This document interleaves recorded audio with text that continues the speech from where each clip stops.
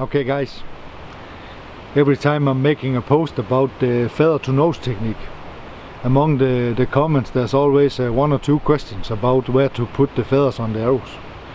And there's only one place to put the feathers on the arrows, and that's the right place, because it's pretty individual from person to person where to put these feathers.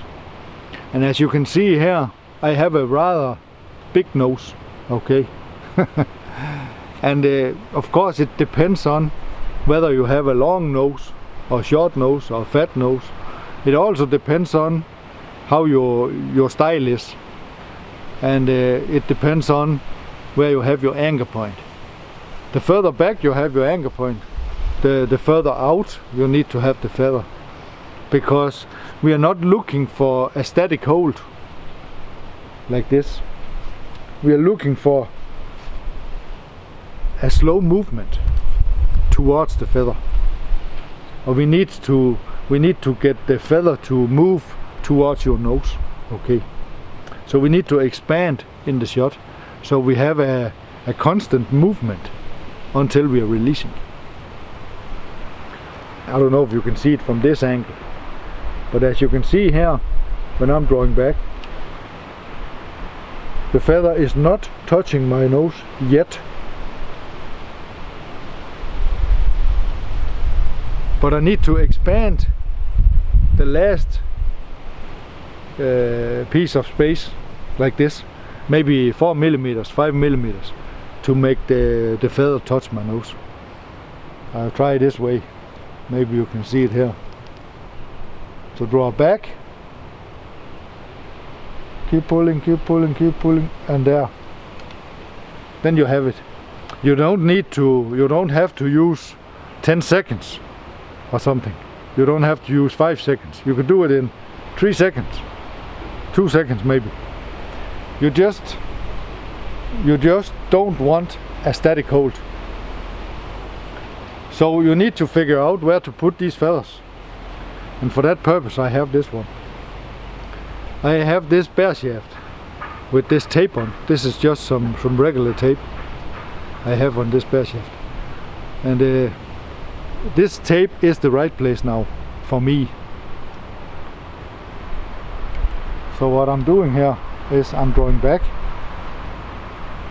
draw back, keep pulling, keep pulling, keep pulling, keep pulling, and there it touched my nose. The idea about the feather to nose technique, if there's some new coming in watching this video now, the idea about it is that we don't want to have a static hold, because then we are starting to anticipate the shot and we are developing target panic. So we want the release to come as a surprise, and we need something from the outside to tell us when to release. The only thing we need to do is to expand, expand, expand until something outside is telling us to release the string. And that something from outside is the feather coming in to the nose, and then we are releasing. Then we cannot brace for recoil, and then we cannot anticipate the shot. Okay, as you can see here with this tape on this shaft here, if I had a longer nose, this tape needed to get further out the shaft. If I have a shorter nose, this tape needed to get closer to the knock. Okay. When you have found the place, you just take a Sharpie and mark it right there, and then you take the tape off, and then you can fletch the arrow. And don't fletch 2, don't fletch 3, don't make 6 arrows, and don't not at all make 12 arrows, because there's a big risk that you need to cut it all off again, because we need to be prepared. If we are first starting out with the feather to nose technique, we need to be prepared to struggle with this, and we need to adapt to the feather to nose technique. The feather to nose technique will never adapt to you, never. You need to adapt to it, and then you need to choose whether you want to do it or you not want to do it. Okay, so I hope you like this tip, and I wasn't finished. Only make one arrow. When you have found the place to put the feather, only make one arrow and shoot it for a week, and then you can see whether you need to move it a little bit more forward or a little bit more backwards. Okay, and then you can make another one.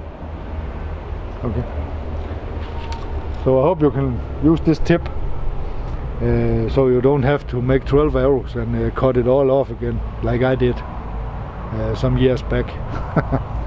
So let's shoot the buck down there, and we are using the feather to nose technique as always, and let's see how it goes.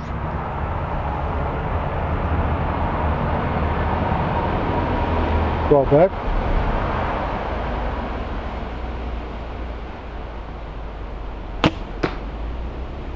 I think we are good. Let's zoom in on it to see where it was. Not bad.